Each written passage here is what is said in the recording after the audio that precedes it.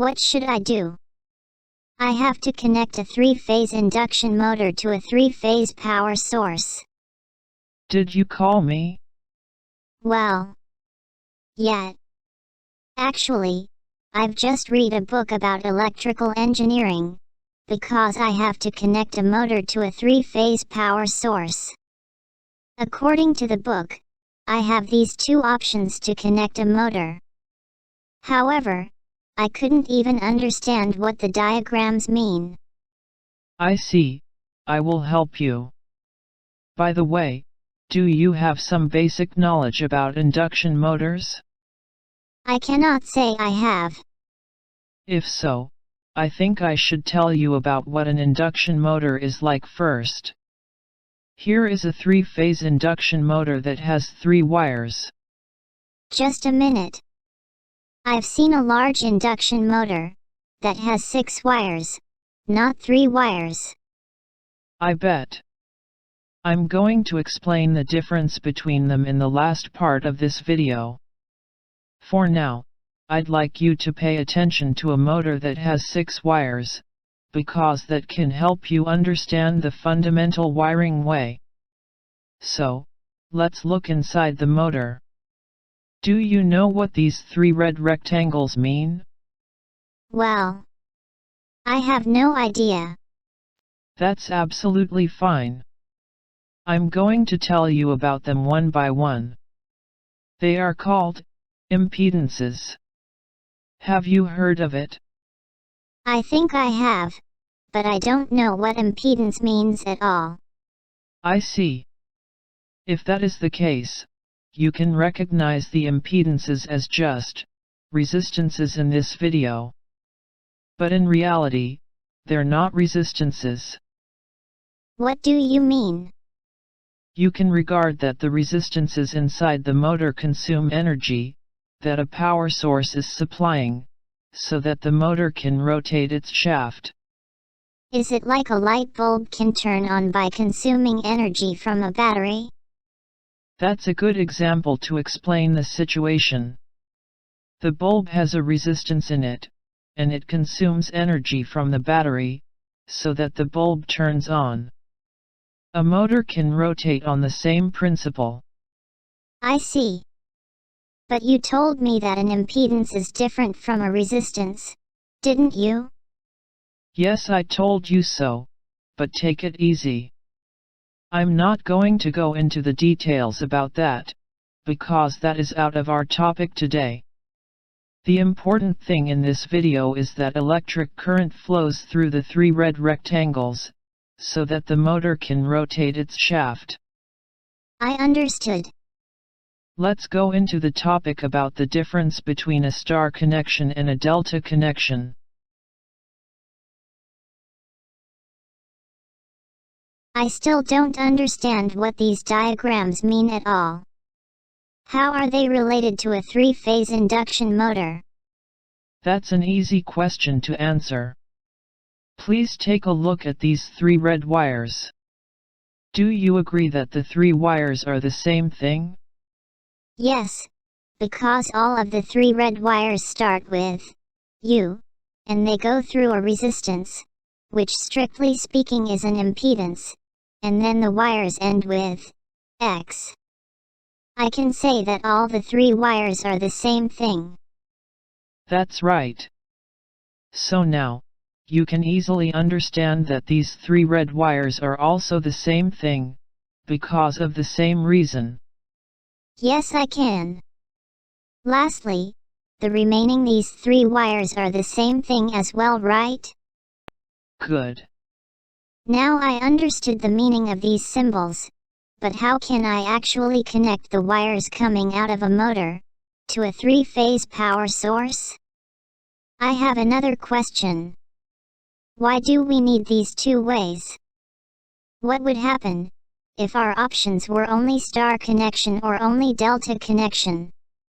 Good questions. I'll answer all of your questions in this video. Firstly, I'd like you to actually connect a motor using a delta connection. I'll give you a hint. Can you do wiring and make this point? I think I can. The point connects R, U, and Z. So, I'll just connect all of the wires.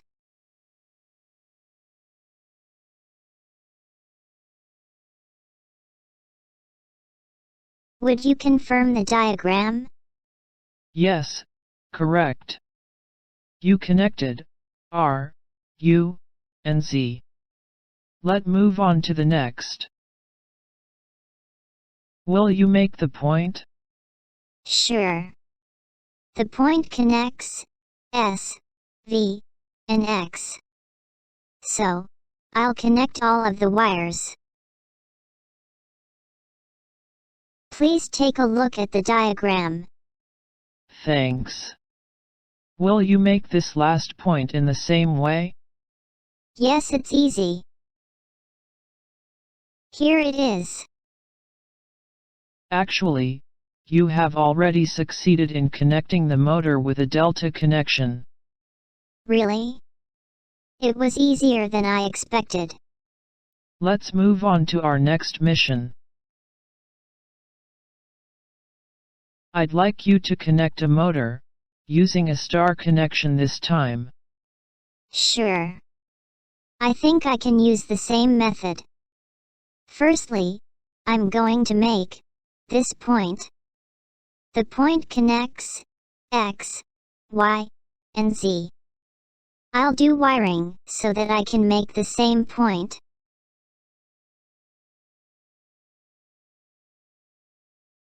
Here it is. Am I right? Yes, you are correct. Will you connect the remaining wires? Sure.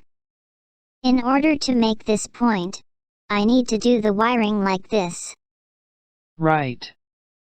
I'm going to make this point next. I'm done. This is the last point.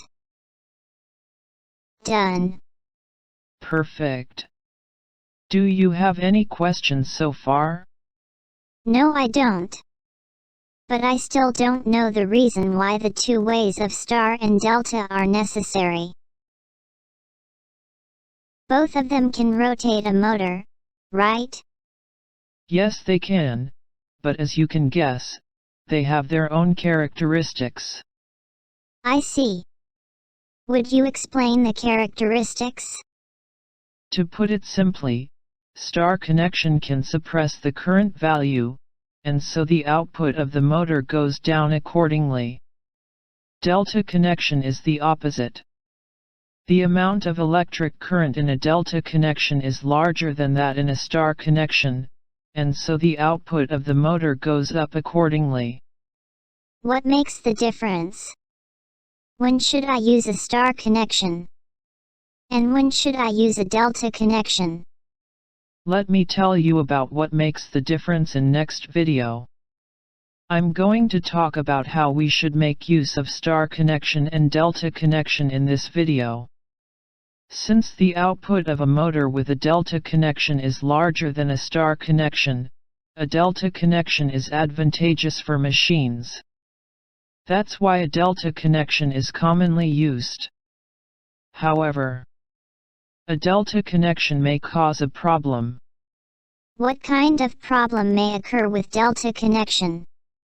When a motor is trying to start rotating, the motor needs a lot of energy, since the motor is trying to rapidly move an object at rest. So, a lot of electric current flows through a large motor with a delta connection. If that is the case, how can we start a large motor? You should start a motor with a star connection. Do you remember that a star connection can suppress the current value? Yes, I do. But you told me that a motor with a star connection is disadvantageous for machines, because the output of the motor becomes smaller. After the rotation speed goes up enough, the control system of the machine automatically switches the connection from star to delta. Then, the machine doesn't have the disadvantage. How can a control system switch the connection from star to delta? I'm afraid, but that's out of our topic today. Maybe some other time. May I give you another question? What is it? Is it okay if I start a small motor with a delta connection? Yes, it's no problem. Doesn't overlarge of electric current flow through the small motor? Of course, the theory of star and delta is applied to a small motor as well, but overlarge electric current cannot flow through a small motor. What I meant is that the motor is so small that overlarge electric current cannot flow through the motor. I understood that a small motor needs only a delta connection. Yes. And that's why a small motor has only 3 wires, not 6 wires. Do you know the reason? Well, would you tell me the details about that? Okay. I prepared a motor that has already been wired with a delta connection. If the motor is small, it only needs a delta connection, right? Yes, because we can start a small motor with a delta connection. That's why the wires of a small motor was already connected inside the motor like this, before the shipment of the motor. Yet, I can see only 3 wires coming out of the motor. That's why some motors have only 3 wires. I think that you understood the difference between a delta connection and a star connection. Yes. Thank you so much.